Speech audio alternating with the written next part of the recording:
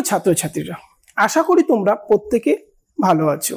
আমি প্রথমে elite YouTube চ্যানেলের ইতিহাস একাদশ শ্রেণীর ক্লাসে প্রত্যেককে স্বাগত জানাই।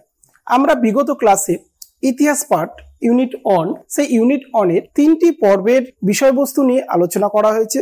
আজকে চতুর্থ পর্ব, যার বিষয় হচ্ছে ভারতের মধ্যযুগের ইতিহাস লিখনে ইন্দো পার্সিক ঐতিহ্য। এই বিষয়টি নিয়ে আজকে আলোচনা করব। তোমরা যদি আগের ভিডিওগুলো না দেখে থাকো তাহলে ইলিট অ্যাপসটি ডাউনলোড করে সেখান থেকে ভিডিওগুলো দেখে নিতে পারো। এছাড়াও এই অ্যাপসের তোমরা যেটা পাবে, এখানে এমসিকিউ বিভিন্ন কোশ্চেন পাবে, নোটস পাবে, অডিও রেকর্ডিং পাবে, এই সমস্ত জিনিস এই অ্যাপসের মাধ্যমে পেয়ে যাবে। চলো তবে নতুন যে টপিক, চতুর্থ পর্বের যে বিষয়, সেই বিষয়টি নিয়ে আমরা আলোচনা করব।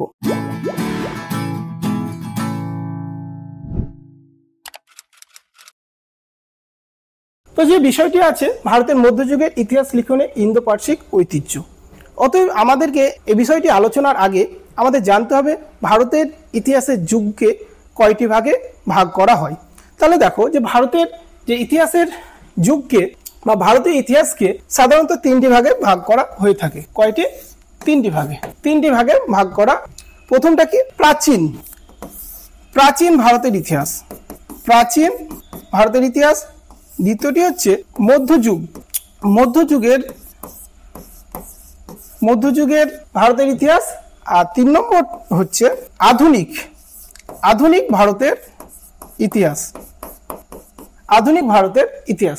তাহলে প্রাচীন ভারতের ইতিহাস, এই সময়সীমাটা কত সেটা আগে জানতে হবে। তাহলে প্রাচীন যে ভারতের ইতিহাস, সেটাকে আমরা ধরে নিব প্রাগৈতিহাসিক যুগ, অর্থাৎ যে সময়ে কোনো ইতিহাসমূলক গ্রন্থ পাওয়া যায়নি সেই সময় থেকে একেবারে 1206 খ্রিস্টাব্দ পর্যন্ত, প্রাগৈতিহাসিক যুগ থেকে 1206 মানে হচ্ছে যে সময়টাতে সুলতানি সাম্রাজ্যের প্রতিষ্ঠাতা কুতুবউদ্দিন আইবক কর্তৃক যে দাস বংশের যে প্রতিষ্ঠাতা তথা হচ্ছে সুলতানি সাম্রাজ্যের যে প্রতিষ্ঠাতা, সেই সময় পর্যন্ত যে সময়টা, সেটাকে আমরা বলছি যে প্রাচীন ভারতের ইতিহাসের যুগ। আর মধ্যযুগের ভারতের ইতিহাস, সেটা হচ্ছে 1206 থেকে 1757, অর্থাৎ মধ্যযুগের ভারতের যে ইতিহাস তার সময়সীমা হচ্ছে 1206 থেকে 1757, মানে হচ্ছে পলাশির যুদ্ধ। সেই পলাশির যুদ্ধে ব্রিটিশ ইস্ট ইন্ডিয়া কোম্পানি তারা যে জয়লাভ করে এবং তাদের বাংলাতে যে আধিপত্য বিস্তার, সেই সময়টা কি বলা হচ্ছে যে সেই সময়টাকে বলা হচ্ছে মধ্যযুগের ভারতের ইতিহাস। আর আধুনিক যুগে ভারতের ইতিহাস, সেটা হচ্ছে 1757 থেকে যে বর্তমান যে সময় পর্যন্ত, বর্তমান যে সময়, এই সময় পর্যন্ত যেটা, সেটা হচ্ছে আধুনিক ভারতের ইতিহাস। তাহলে দেখো আমাদের যে আলোচনার যে বিষয়টা, সেটা হচ্ছে মধ্যযুগে ভারতের ইতিহাস, অর্থাৎ এই সময়টার ইতিহাসটা আলোচনা, অর্থাৎ ইতিহাস চর্চা, এই সময়টাকে নিয়ে আমরা করব। আর এই সময়ে যে 2টি রাজবংশ রাজত্ব করেছিল, কি কি? এক হচ্ছে সুলতানি সাম্রাজ্য, যেখানে 5টা বংশ ছিল, যার মধ্যে হচ্ছে দাস বংশ, খলজি বংশ, তুগলক বংশ, সৈয়দ বংশ এবং লোদি বংশ। এই 5টা রাজবংশ যেটা হচ্ছে সুলতানি সাম্রাজ্যের মধ্যে পড়ছে, এবং তারপরে মুঘল সাম্রাজ্য। তাহলে এই 2টি সাম্রাজ্য পুরো মধ্যযুগের ভারতের ইতিহাসটাকে কভার করছে। আর সেই মধ্যযুগের ভারতের যে ইতিহাস, সেটাকে বলছে ইন্দো পার্সিক। তার কারণ সেই সময়তে ইতিহাস মূলক যে গ্রন্থগুলি রচিত হয়েছিল বা ইতিহাস চর্চা হয়েছিল, সেটা হচ্ছে আরবি এবং ফার্সি ভাষাতে। আর এই 2টি ভাষাতে সেই সময় ইতিহাসমূলক যে গ্রন্থগুলো রচিত হয়েছিল, সেই কারণে এটাকে বলছে ইন্দো পার্সিক ইতিহাস চর্চা। তাহলে দেখো আমরা মধ্যযুগ সম্পর্কে তাহলে আমাদের ধারণাটা হলো। তাহলে এবার আমাদের জানতে হবে যেটা, সেটা হচ্ছে ইন্দো পার্সিক ঐতিহ্যটা কি, ইন্দো পার্সিক ঐতিহ্য কাকে বলে সেটা আমরা জানবো। দেখো ইন্দো পার্সিক ঐতিহ্য কি, এখানে বলা হচ্ছে কি, দেখো যে মধ্যযুগীয় ভারতের বিভিন্ন শাসকের পৃষ্ঠপোষকতায় মূলত ফার্সি ও আরবি ভাষায় রচিত গ্রন্থগুলির মাধ্যমে সমসাময়িক ইতিহাস রচনার ঐতিহ্য তৈরি হয়েছিল, তা ইন্দো পার্সিক ঐতিহ্য নামে পরিচিত। অর্থাৎ দেখো যে মধ্যযুগে আমি একটু আগেই আলোচনা সাপেক্ষে বললাম যে এখানে দুটো রাজবংশ, দুটো সাম্রাজ্য রাজত্ব করেছিল। এক হচ্ছে সুলতানি সাম্রাজ্য এবং দুই হচ্ছে মুঘল সাম্রাজ্য। তাহলে এই সমস্ত সাম্রাজ্যের যে সমস্ত রাজা যে সাহিত্য চর্চার যে পৃষ্ঠপোষকতা করেছিল এবং তাদের সাহায্যে যে বিভিন্ন ধরনের যে গ্রন্থ রচিত হয়েছিল সেগুলোকে নিয়ে যে চর্চা, সেটা কি বলছে কি যে ইন্দো পার্সিক যে ইতিহাস চর্চা। অর্থাৎ এই সময়ে যে সমস্ত গ্রন্থগুলো কোন কোন ভাষাতে রচিত হয়েছিল সেই সমস্ত কিছু নিয়ে এখানে আলোচনা করা হবে। এখানে দেখো কিছু গ্রন্থের ছবি দেওয়া আছে। তার মধ্যে দেখো যে চাচনামা নামক গ্রন্থটি, যার লেখক হচ্ছে কালাজুরি, এবং আরেকটি গ্রন্থ কিতাবুল হিন্দ, যেটা হচ্ছে অলবিরুনির লেখা একটা গ্রন্থ। আর 3 নম্বর যে পিকচার যেটা দেখছো বইটা, সেটা হচ্ছে ফিরদৌসির দা শাহনামা। এই সমস্ত গ্রন্থ, আরো অনেক গ্রন্থ আছে যেগুলো হচ্ছে যখন সুলতানি যুগের ইতিহাস চর্চা আলোচনা করব এবং মুঘল যুগে যখন ইতিহাস চর্চা আলোচনা করব সেই প্রসঙ্গে সেই গ্রন্থগুলো, তার যে বিষয়বস্তুগুলো সমস্ত কিছু এখানে আলোচনা করব।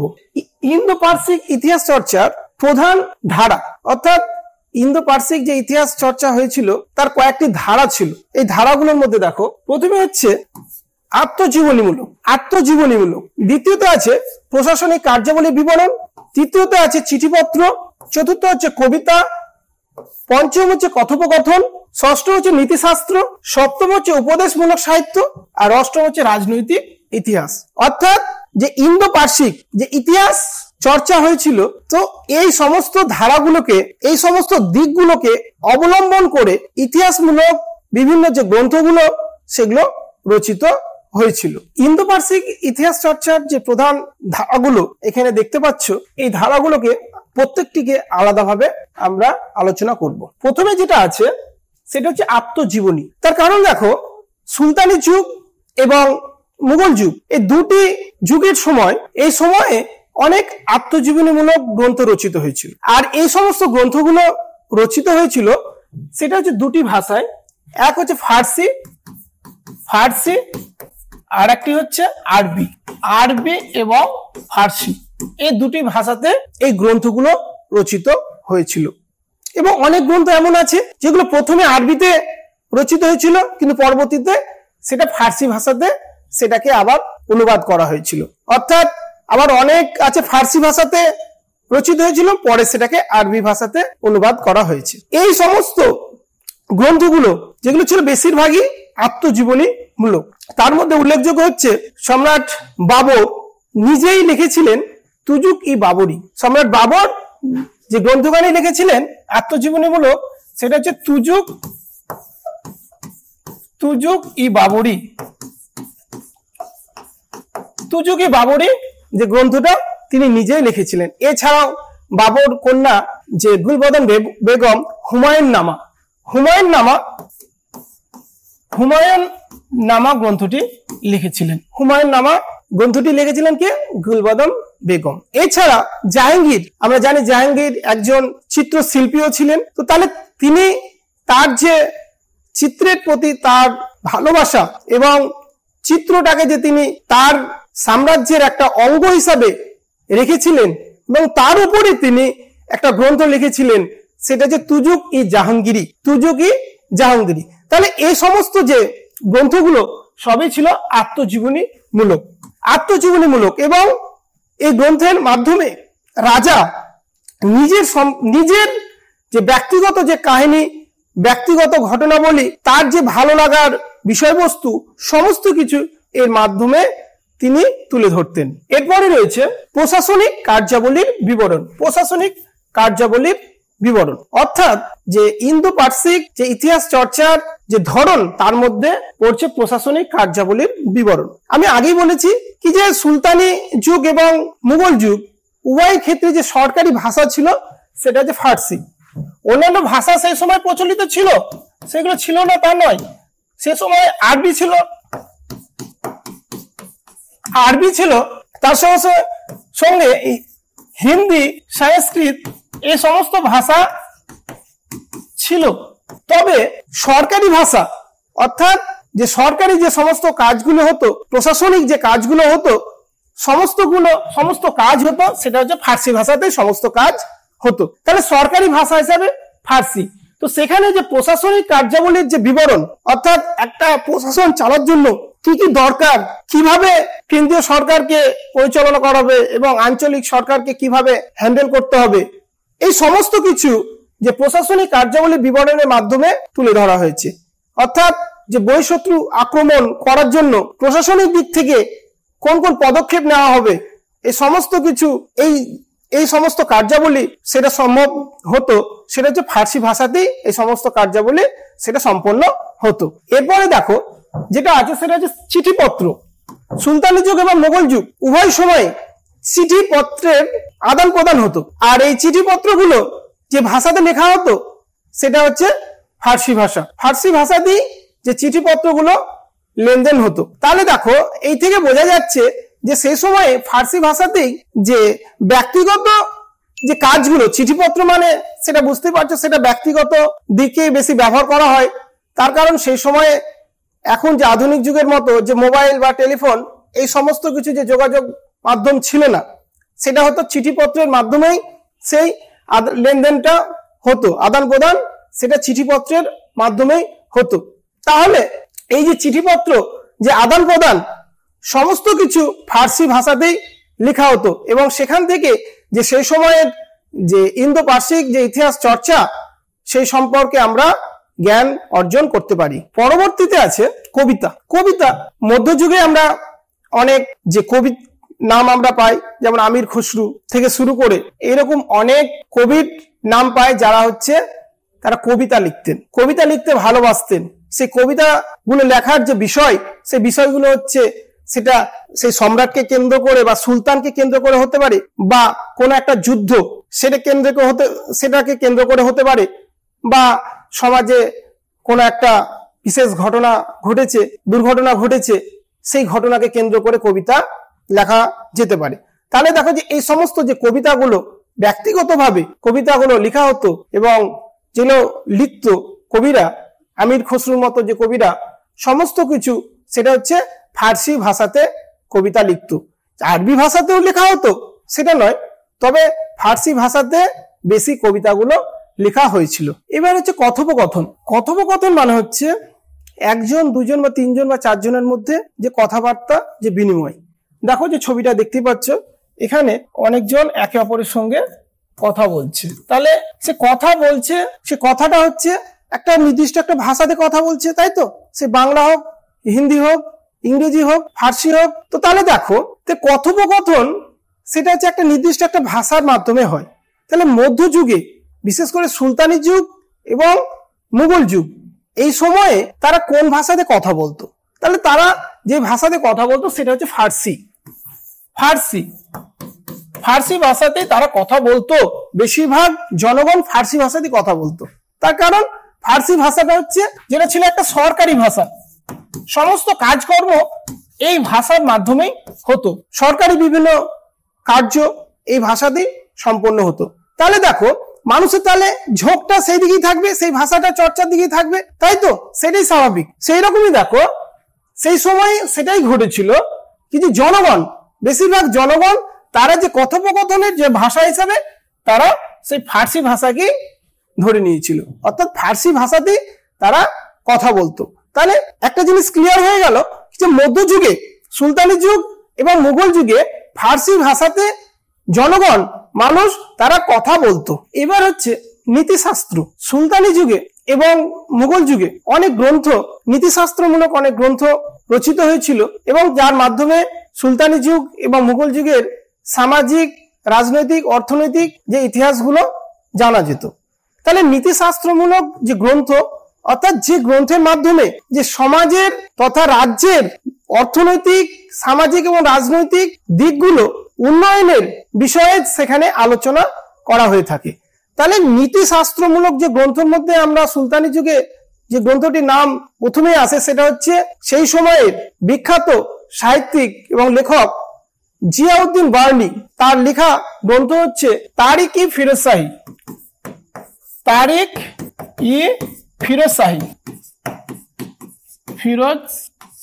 তারিখ-ই-ফিরোজশাহী এবং তার আরেকটি উল্লেখযোগ্য গ্রন্থ ছিল ফুতুহ ই জাহানদারি। তবে দেখো তারিক-ই-ফিরোজশাহী যে গ্রন্থ, এই গ্রন্থটাকে নীতিশাস্ত্রমূলক গ্রন্থ হিসাবে গ্রহণ করে থাকে। শুধুমাত্র তারিক-ই-ফিরোজশাহী, এটা যে ফিরোজ শাহ তুগলক তার সময় যে রাজনৈতিক যে ইতিহাস সেটা জানা যায় তা নয়। তুগলক বংশের আরেকজন বিখ্যাত সুলতান মোহাম্মদ বিন তুগলক, তার সময়ের ইতিহাসও এখানে বর্ণিত আছে।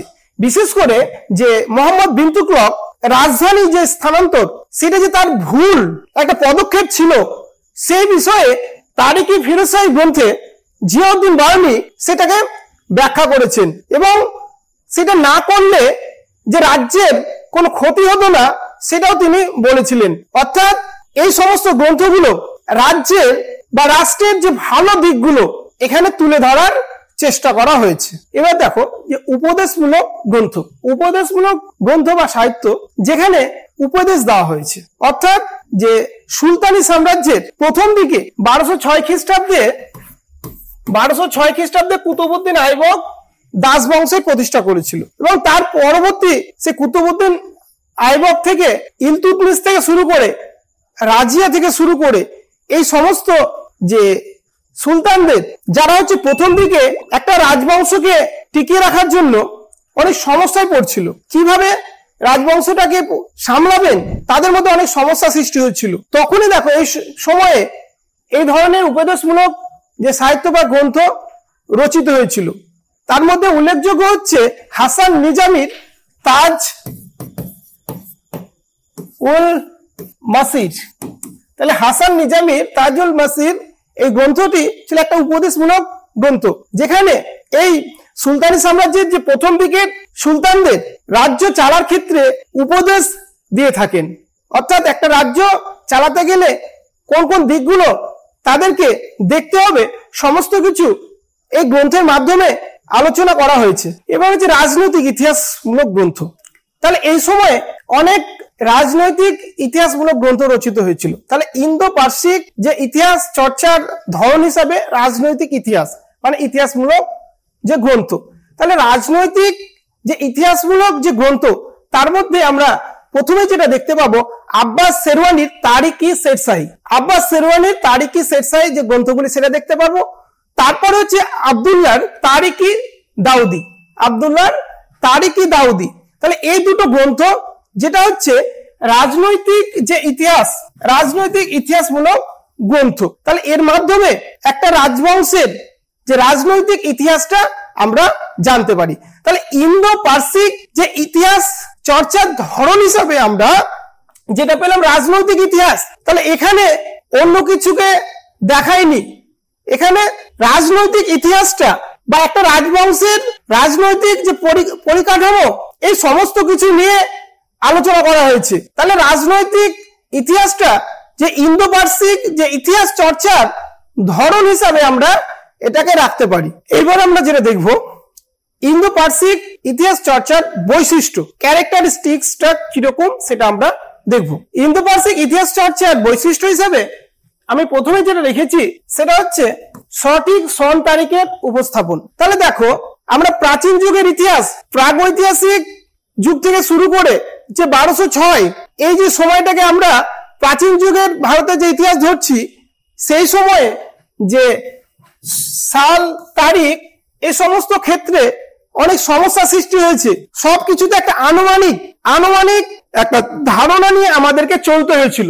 সেক্ষেত্রে যে মধ্যযুগে ভারতের যে ইতিহাস বা ইন্দো পার্সিক যে ইতিহাস চর্চার ক্ষেত্রে যেটা হচ্ছে সব থেকে ভালো দিক, সেটা হচ্ছে এখানে সাল তারিখ সেটা একেবারে 100% সেটা কারেক্ট, 100%। অর্থাৎ এখানে কোনো ডাউট থাকছে না যে আনুমানিক কথাটা এটা ব্যবহার খুব কম করতে হচ্ছে। তার কারণ এই সময়ে অনেক গ্রন্থ রচিত হয়েছে যার চর্চার যে বিষয়, যেটা আমাদের যে বিষয়বস্তু সেটা হচ্ছে ইন্দো পার্সিক ইতিহাস চর্চা। তাহলে ইতিহাসমূলক গ্রন্থ নিয়ে আমরা আলোচনা করছি। সেক্ষেত্রে যে সাল তারিখ যদি কোনো সমস্যা থাকে তাহলে তো সেটা অনেক সমস্যা সৃষ্টি হবে। সেই কারণে দেখো যে এই সময়টাতে মধ্যযুগের যে ভারতের ইতিহাসের ক্ষেত্রে যে সাল তারিখ এক্ষেত্রে কোনো সমস্যা আসছে না।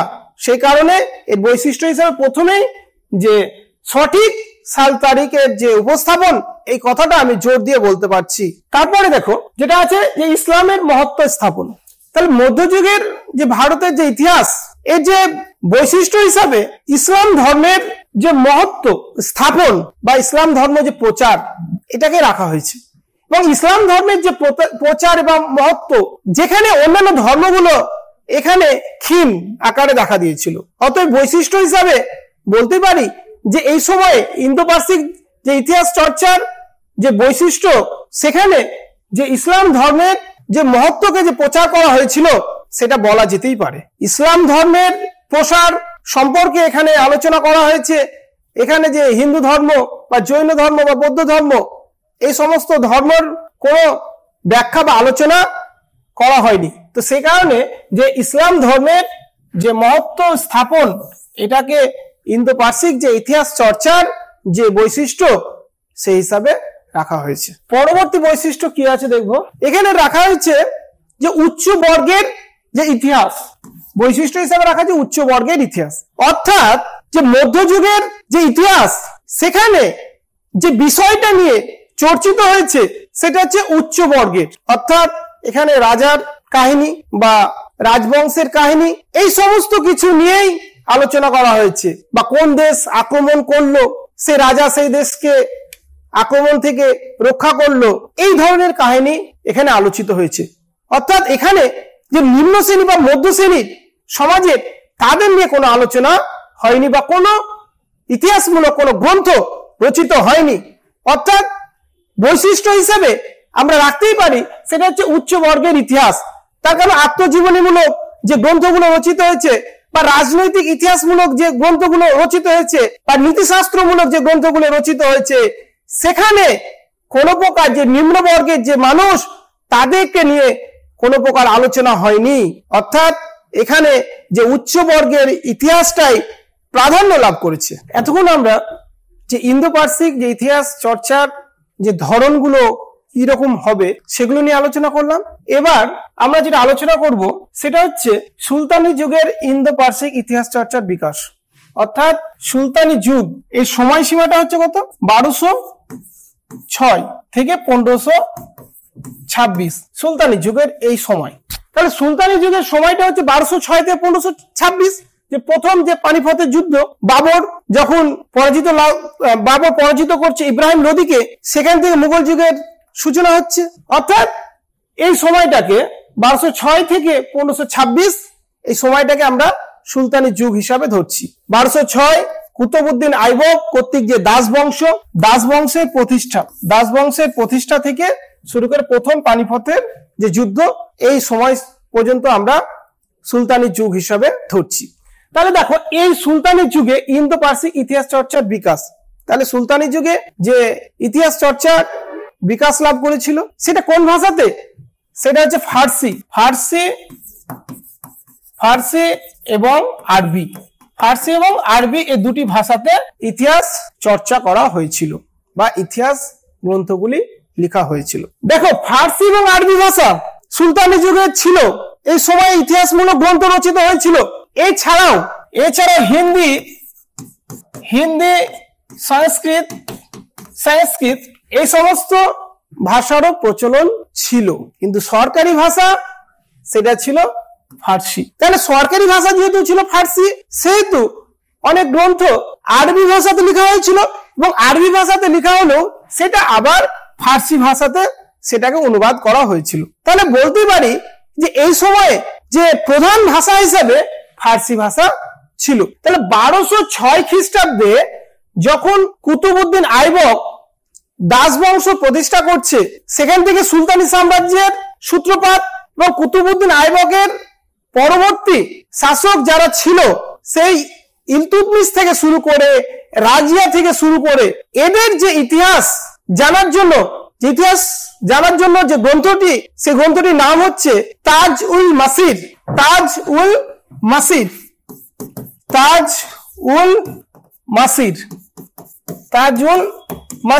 এবং এর লেখক হচ্ছে হাসান নিজামি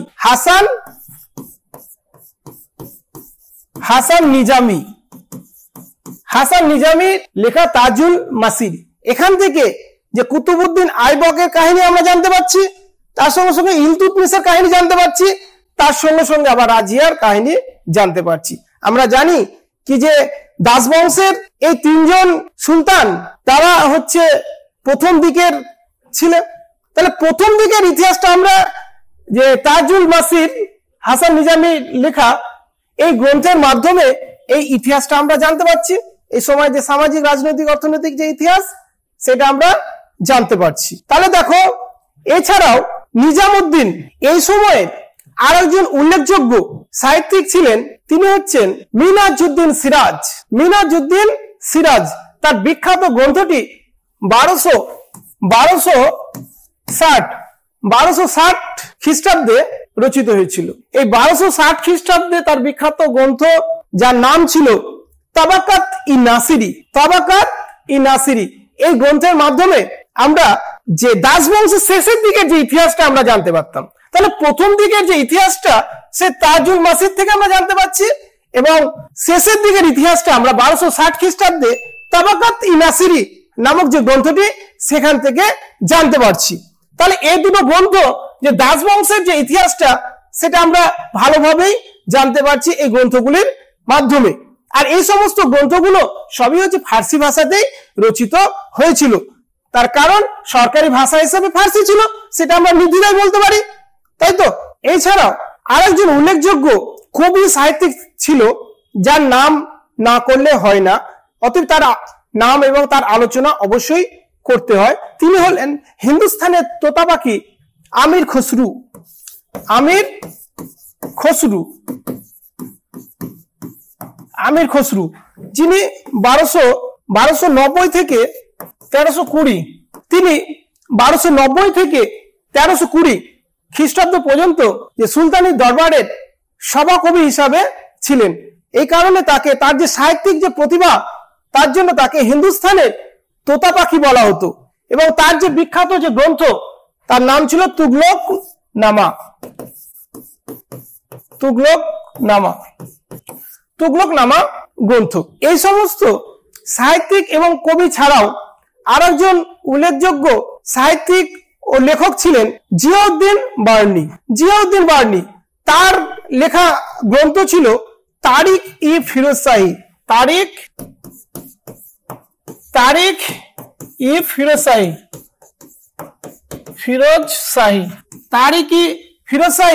এবং আরেকটি উল্লেখযোগ্য গ্রন্থ হলো ফুতুহ-ই জাহানদারি, তার বিখ্যাত গ্রন্থ। এই দুটি গ্রন্থের মাধ্যমে তুগলক বংশের বিখ্যাত শ্রেষ্ঠ সম্রাট মোহাম্মদ বিন তুগলক, সেই মোহাম্মদ বিন তুগলকের রাজধানী স্থানান্তর সম্পর্কে তার মন্তব্য ব্যক্ত করেছেন। এবং তার সঙ্গে সঙ্গে ফিরোজ শাহ তুগলক, সে ফিরোজ শাহ তুগলকের যে জনমুখী যে প্রকল্প, সেই প্রকল্প সম্পর্কে তার মন্তব্য ব্যক্ত করেছেন। তাহলে দেখো যে সুলতানি যুগের ইতিহাস জানার ক্ষেত্রে এই সমস্ত গ্রন্থগুলি অবশ্যই কার্যকারী ভূমিকা গ্রহণ করেছিল।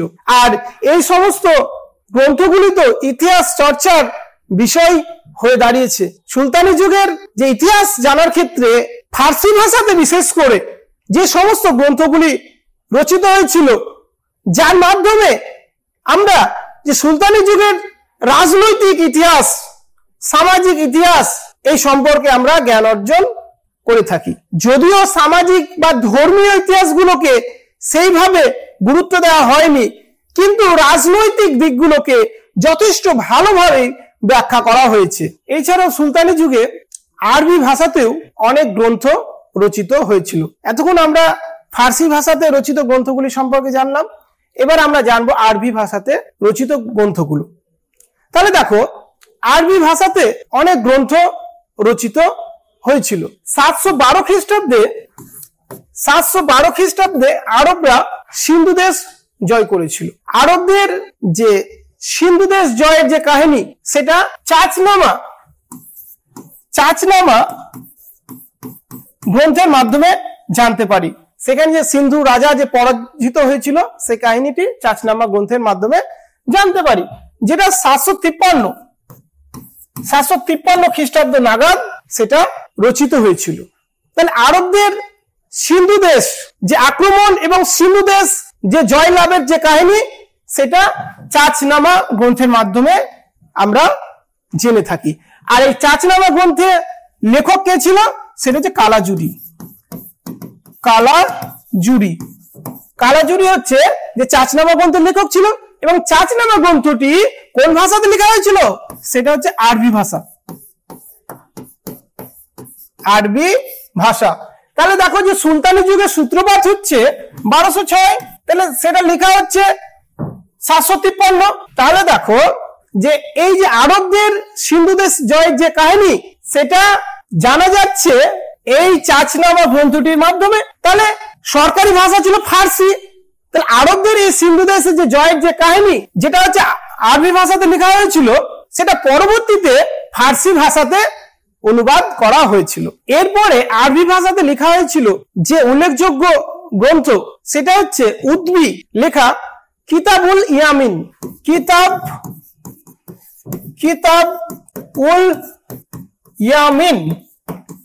কিতাবুল ইয়ামিন নামক যে গ্রন্থটি, সেটা আরবি ভাষাতে লেখা হয়েছিল। আরে লেখক কে? লেখক হচ্ছে উদ্বি। তাহলে উদ্বির লেখা হচ্ছে কিতাবুল ইয়ামিন, যেটা আরবি ভাষাতে লিখিত একটা গ্রন্থ। এই গ্রন্থটা উল্লেখযোগ্য কোথায়, গুরুত্বপূর্ণটা কোথায়? সেটা হচ্ছে আমরা জানি ইতিহাসের পাতায় যিনি বাদশিকান বা মন্দির ধ্বংসকারী নামে পরিচিত, তার নাম হচ্ছে সুলতান মামুদ। তাহলে সুলতান মামুদ যিনি হচ্ছে 17 বার ভারত আক্রমণ করেছিল। তো তাহলে এই কাহিনীটা আমরা কোথা থেকে জানতে পারছি? সেটা হচ্ছে কিতাবুল ইয়ামিন, এই যে গ্রন্থটা, এই গ্রন্থটার মাধ্যমে আমরা জানতে পারছি কি যে সুলতান মামুদ 17 বার ভারত আক্রমণ করেছিল, এবং তার আক্রমণের প্রধান উদ্দেশ্য ছিল যে ভারত থেকে বিশেষ করে মন্দিরগুলো ধ্বংস করে সমস্ত সম্পদ তার নিজের দেশে নিয়ে যাওয়া। তার লক্ষ্য ছিল ভারতবর্ষ শাসন করা নয়, ধন সম্পদ লুণ্ঠন করে নিয়ে যাওয়া। তাহলে দেখো এই গ্রন্থ ছাড়াও আরেকটি উল্লেখযোগ্য আরবি ভাষাতে গ্রন্থ ছিল, যেটা হচ্ছে কিতাব উল হিন্দ অলবিরনি। সুলতান মামুদের সময় তিনি এসেছিলেন, কিতাব উল হিন্দ নামক যে গ্রন্থ তিনি রচনা করেছিলেন, এবং সেখান থেকেও যে সুলতান মামুদের যে ভারত যে আক্রমণের যে কাহিনী, সেই সমস্ত কাহিনী সেই গ্রন্থের মাধ্যমে আমরা জানতে পারি। তাহলে অলবিরনির এবং কিতাবুল ইয়ামিন এই দুটো গ্রন্থ যে সুলতান মামুদের যে ভারত আক্রমণ এবং ভারত থেকে যে ধন সম্পদ লুট করে নিয়ে যাওয়া, এই সমস্ত কাহিনী আমরা জানতে পারি এই গ্রন্থের মাধ্যমে। আর সেটা হচ্ছে লেখা হয়েছিল কোন ভাষাতে? সেটা লেখা হয়েছিল আরবি ভাষাতে। তাহলে আরবি ভাষাতে লেখা হয়েছিল, এবং পরবর্তীতে আরবি ভাষা থেকে ফার্সি ভাষাতে সেটা অনুবাদ করা হয়েছিল। তাহলে আমরা বলতে পারি কি যে প্রথম দিকে আরবি ভাষাতে এর চর্চা শুরু হয়েছিল বা লেখি শুরু হয়েছিল, এবং পরবর্তীতে সেটা ফার্সি ভাষাতে অনুবাদ করা হয়েছিল। এছাড়াও আরো কয়েকজন আরবীয় পণ্ডিত ছিলেন যারা তাদের গ্রন্থ আরবি ভাষাতে লিখেছিলেন। তাদের মধ্যে উল্লেখযোগ্য ছিলেন আবু সৈয়দ, তার বিখ্যাত যে গ্রন্থ জৈন উল আকবর। আর আরেকজন উল্লেখযোগ্য লেখক ছিলেন হুসেন আলী বাকির, যার লিখিত গ্রন্থ হচ্ছে তারিকি মাসুদি। তাহলে তারিকি মাসুদি, জৈন উল আকবর, আবু সৈয়দ এবং হুসেন আলী আকবর, তাদের লেখা যে গ্রন্থ, এই গ্রন্থের মাধ্যমে আমরা অনেক ইতিহাস, সুলতানি যুগের অনেক ইতিহাস আমরা জানতে পারি। যে জৈন উল আকবর, সেখান থেকে আমরা আকবরের যে কাহিনী, যেটা আমরা মুঘল যুগের সম্রাট আকবরের যে কাহিনী আমরা জানতে পারছি, সেখান থেকে হুসেন আলী বাকির যে তারিকি মাসুদি, সেখান থেকে আবার যে সুলতানি যুগের যে ইতিহাস আমরা জানতে পারছি। তাহলে এই থেকে বুঝতে পারছি কি যে আরবি ভাষাতে যে অনেক গ্রন্থ রচিত হয়েছিল, বা আরবি ভাষাতে যে ইতিহাস চর্চা শুরু হয়েছিল, সেটা আমরা বলতেই পারি। যদিও সরকারি ভাষা ছিল ফার্সি ভাষা, অর্থাৎ আরবি ভাষাতে যে সমস্ত গ্রন্থগুলো রচিত হয়েছিল, যখন সরকারি ভাষা হিসাবে ফার্সি ভাষাকে করা হলো, তখন বেশিরভাগ গ্রন্থগুলিকে আবার আরবি ভাষাতে অনুবাদ করা হয়েছিল। এতক্ষণ পর্যন্ত আমরা যে সুলতানি যুগে ইন্দো পার্সিক ইতিহাস চর্চার যে বিকাশ সেই সম্পর্কে আলোচনা করলাম। এবার আমরা যে মুঘল যুগে ইন্দো পার্সিক ইতিহাস চর্চার বিকাশ কতটা হয়েছিল সেই সম্পর্কে আলোচনা করব। তাহলে দেখো এখানে বলা হচ্ছে যে মুঘল যুগের ইন্দো পার্সিক ইতিহাস চর্চার বিবর্তন। তাহলে সুলতানি যুগের মতো মুঘল যুগেও অনেক গ্রন্থ রচিত হয়েছিল। তাহলে দেখো, তাহলে মুঘল যুগে ভাষা হিসেবে আমরা যে তামিল পাই, তেলুগু পাই, হিন্দি, সংস্কৃত, আরবি। তাহলে দেখো তামিল, তেলুগু, হিন্দি, সংস্কৃত, আরবি এই সমস্ত ভাষা আমরা মুঘল যুগে দেখতে পাই। এই সমস্ত ভাষার মধ্যে সব থেকে বেশি গুরুত্বপূর্ণ ভাষা ছিল যেটা হচ্ছে আরবি এবং ফার্সি। গুরুত্বপূর্ণ এবং সরকারি ভাষা হিসাবে আমরা ফার্সিকে দেখতে পাই, সরকারি ভাষা হিসাবে ফার্সিকে। তাহলে সুলতানি যুগে সরকারি ভাষা ছিল ফার্সি এবং মুঘল যুগেও সরকারি ভাষা ছিল ফার্সি। তাহলে এই ফার্সি ভাষাতে মুঘল যুগেও অনেক গ্রন্থ রচিত হয়েছিল। তাহলে মুঘল যুগের গ্রন্থ গুলো রচিত হয়েছিল, তার মধ্যে দেখো যে দেখতে পাবো আমরা অনেক জীবনীমূলক গ্রন্থ, ইতিহাসমূলক গ্রন্থ এই ধরনের, তারপরে হচ্ছে দরবারি ইতিহাসমূলক গ্রন্থ, এই ধরনের গ্রন্থ আমরা দেখতে পাবো। তাহলে জীবনীমূলক গ্রন্থ হিসাবে আমরা প্রথমেই যেটা বলতে পারি যে মুঘল সম্রাট বাবর তার যে বিখ্যাত যে গ্রন্থ নিজে তিনি লিখেছিলেন তুর্কি ভাষাতে তিনি লিখেছিলেন, তুর্কি ভাষা। তুজুক ই বাবরি, তার গ্রন্থ হচ্ছে তুজুক ই বাবরি। এই গ্রন্থটা তিনি লিখেছিলেন তুর্কি ভাষাতে, যদিও এটা পরবর্তীতে ফার্সি এবং আরবি উভয় ভাষাতে সেটা অনুবাদ করা হয়েছিল। এছাড়াও যে বাবর কন্যা গুলবদন বেগম কর্তৃক লেখা হুমায়ুন নামা গ্রন্থটি যে হুমায়ুনের যে সম্পর্কে সমস্ত কাহিনী, হুমায়ুনের যে শেরশাহের কাছে পরাজয় এবং তারপরে আবার যে মুঘল সাম্রাজ্যের সিংহাসন আরোহণ বা উদ্ধার, এই সমস্ত কাহিনী গুলবদন বেগম তার যে বিখ্যাত গ্রন্থ হুমায়ুন নামা এই গ্রন্থের মাধ্যমে তুলে ধরেছিলেন। এছাড়াও জীবনীমূলক গ্রন্থের মধ্যে আমরা যেটাকে রাখতে পারবো জাহাঙ্গীর, চিত্রশিল্পী জাহাঙ্গীর তার তুজুক ই জাহাঙ্গীরি এই গ্রন্থটা জীবনীমূলক গ্রন্থ হিসাবে রাখতে পারি। তাহলে এর গ্রন্থের মাধ্যমে যে জাহাঙ্গীরের যে ইতিহাস, জাহাঙ্গীরের সময়ের যে মুঘল দরবারের যে ইতিহাস সমস্ত কিছু আমরা জানতে পারি। এই হলো কি যে জীবনীমূলক গ্রন্থ। এছাড়াও যে ইতিহাসমূলক অনেক গ্রন্থ রচিত হয়েছিল। তাহলে ইতিহাসমূলক গ্রন্থের মধ্যে প্রথমেই আব্বাস শেরওয়ানি নাম আমরা করতেই পারি, যে আব্বাস শেরওয়ানির নাম, যে আব্বাস শেরওয়ানি তারিক ই শেরশাহী নামক গ্রন্থ, যেখানে শেরশাহের যে কাহিনী, মুঘল দরবারের সঙ্গে সম্পর্কিত যে কাহিনী, শেরশাহ যে যিনি 5 বছরের জন্য যে মুঘল সাম্রাজ্যের ক্ষমতা তার হাতে নিয়েছিলেন, তো তারিক ই শেরশাহী গ্রন্থে শেরশাহের যে জীবন কাহিনী সমস্ত কিছু এখানে তুলে ধরা হয়েছে। এছাড়াও যে আব্দুল্লাহর তারিক ই দাউদি, এটাও একটা ইতিহাসমূলক গ্রন্থ। এর মাধ্যমে আমরা মুঘল যুগের অনেক ইতিহাস জানতে পারি। আব্দুল কাদির বদাউনির মুনতাখাব উত তোয়ারিক, এগুলো হচ্ছে যে ইতিহাসমূলক যে গ্রন্থ, এই ইতিহাসমূলক গ্রন্থের মধ্যে অন্যতম।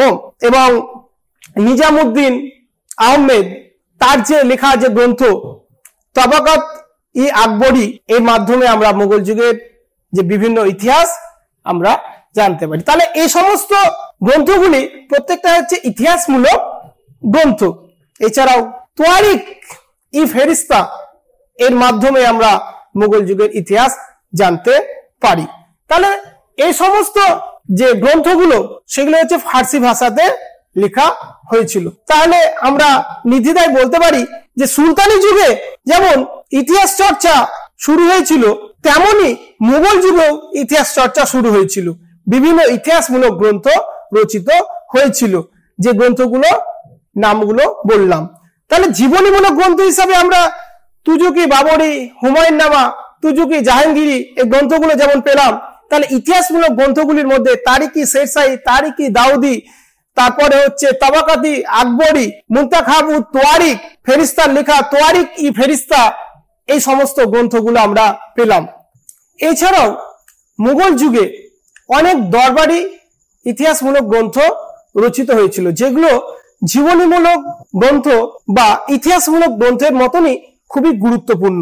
এগুলোর মধ্যে উল্লেখযোগ্য হচ্ছে আব্দুল হামিদ লাহোরীর লেখা পাদশাহনামা,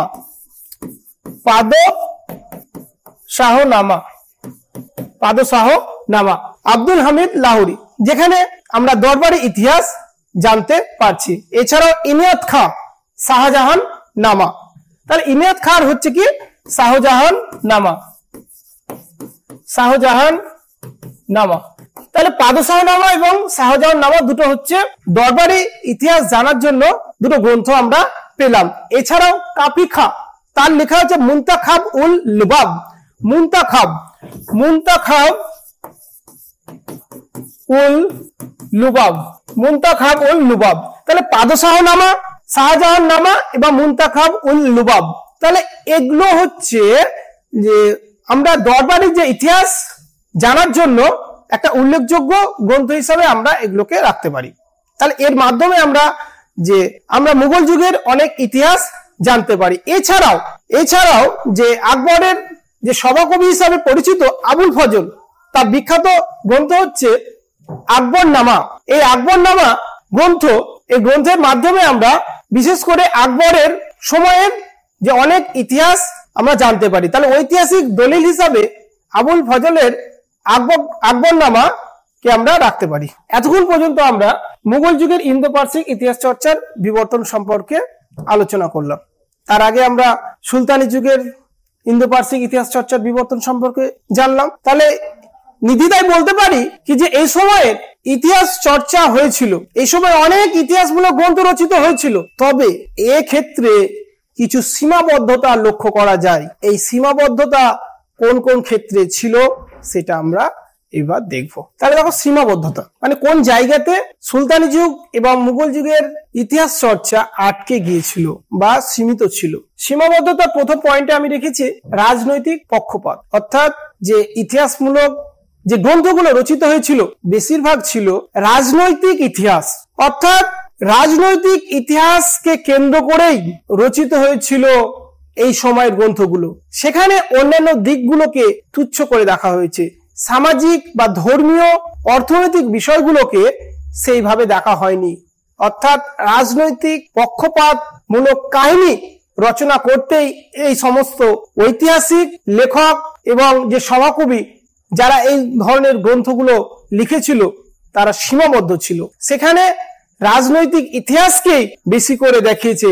তাই তো মুঘল যুগের যে বইগুলো আমরা দেখলাম, ইতিহাসমূলক গ্রন্থগুলো, সেগুলো সমস্ত কিছু রাজনৈতিক ইতিহাসকে কেন্দ্র করে গড়ে উঠেছে।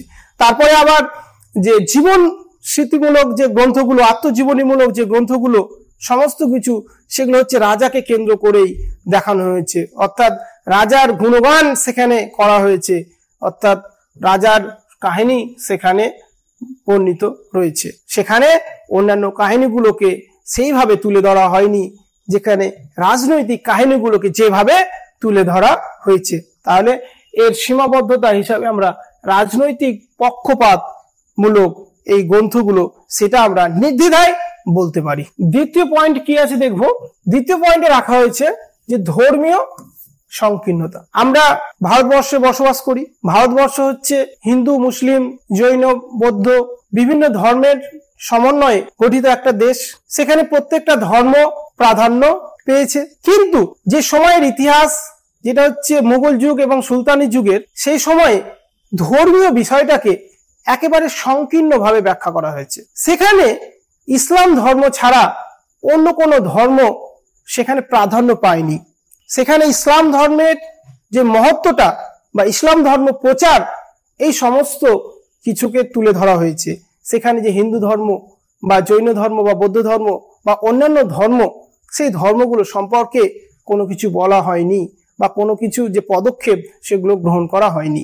অর্থাৎ আমরা দেখতে পেয়েছি যে সুলতান মাহমুদ যে ভারতবর্ষ আক্রমণ করে হিন্দুদের মন্দিরগুলো ধ্বংস করে লুটপাট করে অর্থ সম্পদকে নিয়ে গেছে, কিন্তু এইরকম কোনো উদাহরণ নেই কি যে কোনো একটা ভালো মন্দির তৈরি বা কোনো একটা ধর্মের জন্য কোনো কিছু যে করেছে।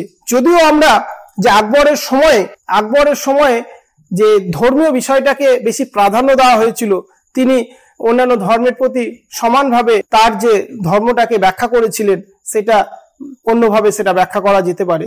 তবে সুলতানি যুগে আমরা যে ধর্মীয় সংকীর্ণতাকে ইতিহাস চর্চার যে মুখ্য বিষয় হিসাবে এটাকে রাখতে পারি। সীমাবদ্ধতার পরের পয়েন্ট কি আছে দেখব। এখানে দেখো যেটা বলা হয়েছে, জনগণের শিল্প সংস্কৃতি সামাজিক অর্থনৈতিক জীবনযাত্রা স্থান পায়নি। তাহলে যে সুলতানি যুগে বা মুঘল যুগে রাজনৈতিক দিকটাকে বেশি করে দেখা হয়েছিল, রাজনৈতিক পক্ষপাতটাকে বেশি করা হয়েছিল, সেই কারণে যে শিল্প সংস্কৃতি সামাজিক অর্থনৈতিক জীবনযাত্রা স্থান পায়নি। তো একটা সাধারণ জনগণের যে সামাজিক জীবনযাপন বা অর্থনৈতিক বা শিল্প সংস্কৃতি এই সমস্ত কিছু স্থান পায়নি, সেখানে রাজনৈতিক দিকটা স্থান পেয়েছিল। অতএব এই সমস্ত কিছু নিয়ে যে অর্থনৈতিক বা সামাজিক বা সংস্কৃতি এগুলো নিয়ে সেই রকম ভাবে চর্চিত হয়নি। কোন দিকগুলো চর্চিত হয়েছিল? রাজনৈতিক দিক, ইতিহাসমূলক দিকগুলো বা দরবারি দিকগুলো, এই সমস্ত দিকগুলো আলোচনা করা হয়েছিল এবং রাজার যে আত্মজীবনী বা জীবনীমূলক যে ইতিহাসটা এই দিকটাতে বেশি গুরুত্ব দেওয়া হয়েছিল। সীমাবদ্ধতার পরবর্তী পয়েন্ট কি আছে সেটা দেখব। শেষ সীমাবদ্ধতার যে পয়েন্টটি রাখা হয়েছে সেটা হচ্ছে ব্যক্তি কেন্দ্রিক বা জীবনমূলক। পূর্বের আলোচনাতে এই প্রসঙ্গে বিস্তারিত আলোচনা করা হয়েছে। আমি প্রথম থেকেই বলে আসছি কি যে ব্যক্তি কেন্দ্রিক যে ইন্দো পার্সিক যে ইতিহাস চর্চা যেটা ছিল, অর্থাৎ সুলতানি যুগ এবং মুঘল যুগে যে সমস্ত গ্রন্থগুলি রচিত হয়েছিল তার মধ্যে বেশিরভাগ ছিল সেটা ব্যক্তি কেন্দ্রিক বা জীবনমূলক। তার মধ্যে আমরা প্রথমেই যে নামটা আমরা করতে পারি যে সম্রাট বাবর, তার যে ব্যক্তি কেন্দ্রিক বা জীবনমূলক যে গ্রন্থ তুজুক-ই-বাবরি, যিনি তুর্কি ভাষাতে এই গ্রন্থখানি রচনা করেছিলেন।